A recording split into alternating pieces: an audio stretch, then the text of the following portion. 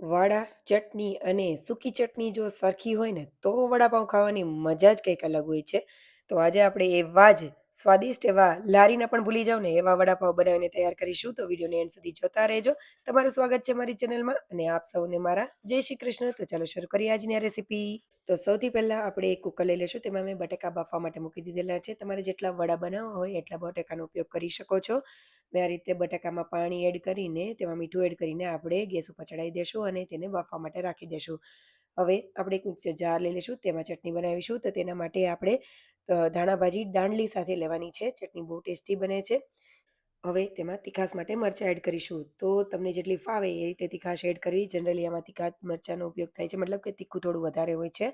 થોડા આદુ અને લસણ એડ કરી દઈશું. હિંગ પાવડર, સ્વાદ પ્રમાણે મીઠું અને લીંબુ આપણે એડ કરી દઈશું. ત્યારબાદ આપણે એડ કરીશું બરફ, જેથી કરીને ગ્રીન કલર જળવાઈ રહે એ રીતે.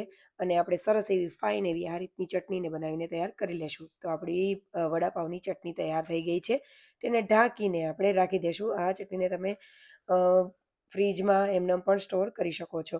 હવે આપણે મિક્સર જારમાં આદુ, મરચાં અને લસણ લઈ લેશું અને તેને આપણે રફલી એવું ક્રશ કરી લેવાનું છે. આ રીતનું તમે જોઈ શકો છો. અને તમારે આપમાં પણ તમને જેટલી તીખાશ ફાવે ને એટલું મરચું એડ કરવાનું છે. ધાણાભાજીને બારીક કટ કરી લેશું. સાથે મીઠા લીમડાના પાનને પણ બારીક એવા કટ કરી લેવાના છે. તમે આ જગ્યાએ આખા મીઠા લીમડાનો પણ ઉપયોગ કરી શકો છો, પણ આ રીતે કટકા કરેલા હોય ને તો કોઈને કાઢવાની ઝંઝટ ન રહે. હવે એક બાઉલમાં આપણે ચણાનો લોટ લઈશું. તેમાં સ્વાદ પ્રમાણે મીઠું, થોડી હિંગ, અજમાને હાથની મદદથી ક્રશ કરીને એડ કરીશું. અને થોડો ચપટી જેટલો ભજીયાનો સોડા એડ કરી દેશું. બધી વસ્તુને મિક્સ કરી લઈશું. થોડું હળદર પાવડર એડ કરીશું અને થોડું થોડું પાણી એડ કરતા જઈને આપણે લમ્સ ફ્રી બેટર બનાવવાનું છે. એટલે થોડું થોડું પાણી એડ કરતા જશો અને વિસ્કરની મદદથી કરશો એટલે એકદમ સરસ એવું આ રીતનું બેટર તૈયાર કરવાનું છે.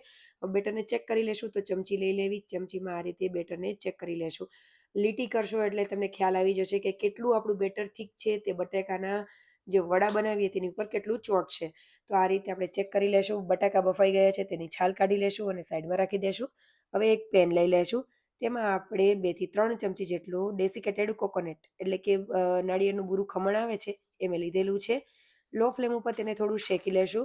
શેકાઈ જાય એટલે તેને સાઈડમાં એક ડીશમાં કાઢી લેશું. હવે એ જ પેનમાં મેં તેલ ગરમ કરવા માટે મૂકેલું છે. તેમાં આપણે રાઈ એડ કરી દઈશું. વડાની પ્રિપેરેશન કરી રહ્યા છીએ તો તેમાં થોડી રાઈ વધારે હોય છે. હવે તેમાં આપણે હિંગ પાવડર એડ કરીશું. રાઈ એકદમ કકડી જાય પછી મીઠા લીમડાના પાન એડ કરીશું અને ત્યારબાદ આદુ, મરચાં અને લસણની જે પેસ્ટ બનાવેલી છે તે એડ કરી દેશું. અહીંયા લસણનો ટેસ્ટ ખૂબ જ સરસ આવે છે, પણ આ જગ્યાએ લસણને વધારે વખત મતલબ કે ચોળવવું નહીં. જો તે બળવા લાગશે ને તો તેનો ટેસ્ટ થોડોક ચેન્જ થઈ જાય છે. એટલા માટે હળદર પાવડર એડ કરી દેશું અને બાફેલા બટાકાને એડ કરી દેશું. બધી વસ્તુને સરસ રીતે મિક્સ કરી લેશું. તમે જોઈ શકો છો એકદમ ફ્લેવરફુલ અને ટેસ્ટી એવો આ મસાલો બનીને તૈયાર થઈ જાય છે. પણ જે મેં અગાઉ કીધું એમ લસણ જો જરા પણ બળી જશે ને તો ટેસ્ટમાં તમને ચેન્જ લાગશે. તો એ રીતે કરવું. હવે બધી વસ્તુ મિક્સ થઈ જાય એટલે લીંબુ, સ્વાદ પ્રમાણે મીઠું અને સારા એવા પ્રમાણમાં ધાણાભાજી આપણે એડ કરી દઈશું. તમે જોઈ શકો છો કે મેં કેટલી ધાણાભાજી એડ કરેલી છે. તેનો ટેસ્ટ ખૂબ જ સરસ આવે છે અને જે વડા સારા હોય ને તેનું આપણે વડાપાઉં ખાવું વધારે ભાવે. તો આ રીતે કરશું ને તો બહુ જ સરસ એવો ટેસ્ટ લાગશે. તો હવે આ રીતે બધી વસ્તુ મિક્સ થઈ જાય એટલે ચાખી લેવું અને મીઠું કે લીંબુ જો જરા કંઈ ઘટતું હોય તો આ સ્ટેજમાં એડ કરી દેવું. થોડું ઠંડુ થાય એટલે વડા આપણે બનાવીને તૈયાર કરી લેશું. તો આ રીતે મોટા એવા વડા બનાવીશું. તમે આ રીતે વડા બનાવીને થોડા એવા પ્રેસ કરીને ટિક્કી જેવો શેપ પણ આપી શકો છો. તો મેં આ રીતે બધા બોલ્સ બનાવીને તૈયાર કરી લીધેલા છે. તેને સાઈડમાં રાખી દેશું. હવે તેલ ગરમ કરવા માટે મૂકેલું છે.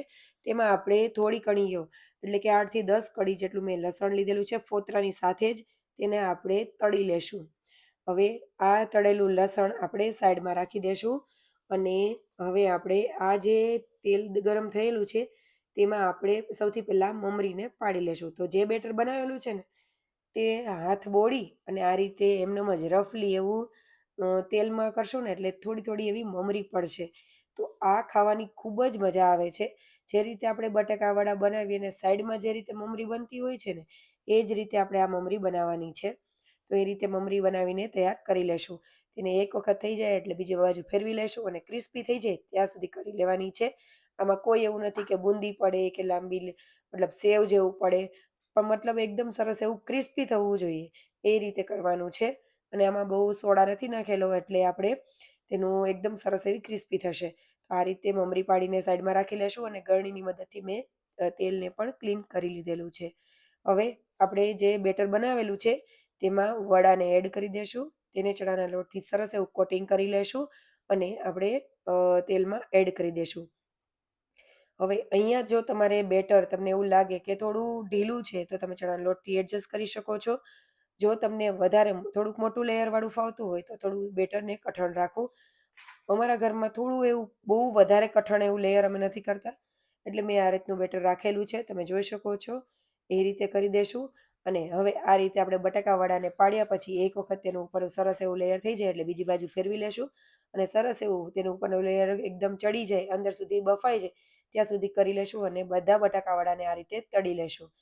અને વડાપાઉં ખાઈએ તો તેની સાથે તળેલા મરચાં તો હોય જ, તો તળીને મરચાં પણ તૈયાર કરી લેશું. હવે એક મિક્સર જાર લઈ લેશું. તેમાં મેં જે આપણે શેકેલું ડેસિકેટેડ કોકોનટ છે એ, તળેલું લસણ અને આ જે આપણે ચૂરો બનાવેલો છે બુંદી જેવો, એ આપણે એડ કરીશું. સ્વાદ પ્રમાણે મીઠું, કાશ્મીરી લાલ મરચું અને તમે હિંગ પાવડર એડ કરવો હોય તો પણ કરી શકો છો. આ બધી વસ્તુને સરસ એવું ગ્રાઇન્ડ કરી લેવાનું છે. તમે જોઈ શકો છો આ રીતની ચટણી બનીને તૈયાર થશે. જો તમારે આ જગ્યાએ ચૂરો ન બનાવવો હોય કે ન ટાઈમ હોય એવું હોય તો તમે જે મસાલા બુંદી આવે છે ને તેનો પણ ઉપયોગ કરી શકો છો અથવા તો જે બુંદી નોર્મલ આવે છે તેનો પણ ઉપયોગ કરી શકાય. હવે આપણે આ બધી વસ્તુ તૈયાર થઈ ગઈ છે તો પાઉં લઈ લેશું, લાદી પાઉં, અને પાઉંને આ રીતે વચ્ચેથી કટ કરી લેશું. સૌથી પહેલાં આપણે આ રીતે ગ્રીન ચટણી લગાવીશું. તમે જોઈ શકો છો આ રીતે તમને જેટલી તીખાશ ફાવે અને ચટણી ફાવતી હોય એ રીતે લગાવવી. હવે તેમાં આપણે વડું આપણે મૂકી દેશું. તો આ બહુ બેઝિક છે. જે મુંબઈયા વડાપાઉં કહીએ ને તો એ રીતનું વડાપાઉં તૈયાર થયું છે અને ઉપર માત્ર ચૂરો જ એડ કરેલો હોય છે. તેને શેકીને નથી ખાવાનું હોતું. હવે આપણે આ રીતે જે મુંબઈયા વડાપાઉં હોય છે તે આ રીતે જ હોય છે, કાચા જ હોય છે, તેને શેકેલા નથી હોતા. તો આ રીતે મુંબઈયા વડાપાઉં થઈ ગયું છે તૈયાર. તો આ બંને રીતે તમે કરી શકો છો. હવે આપણે જે કરીશું તે એકદમ સરસ એવું ગાર્લિકી ફ્લેવરવાળું, જે લોકોને લસણની ફ્લેવર વધારે જોઈતી હોય ને તેના માટે આ બેસ્ટ છે અને આ જે આપણે બનાવી રહ્યા છીએ તે ખાવામાં બહુ જ ટેસ્ટી લાગે છે. એક વખત જરૂરથી ટ્રાય કરજો. હવે તવો ગરમ કરવા માટે મૂકીશું. તેમાં સારા એવા પ્રમાણમાં બટર એડ કરીશું. બટરને બહુ ગરમ થવા નથી દેવાનું.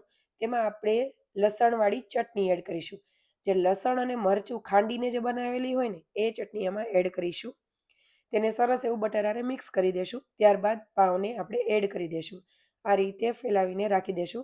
હવે બંને સાઈડ આ રીતે બટરને રાખી દેશું જેથી કરીને તે સરસ એવું મેલ્ટ થાય અને નીચેની સાઈડ તેલ લાગતું જાય.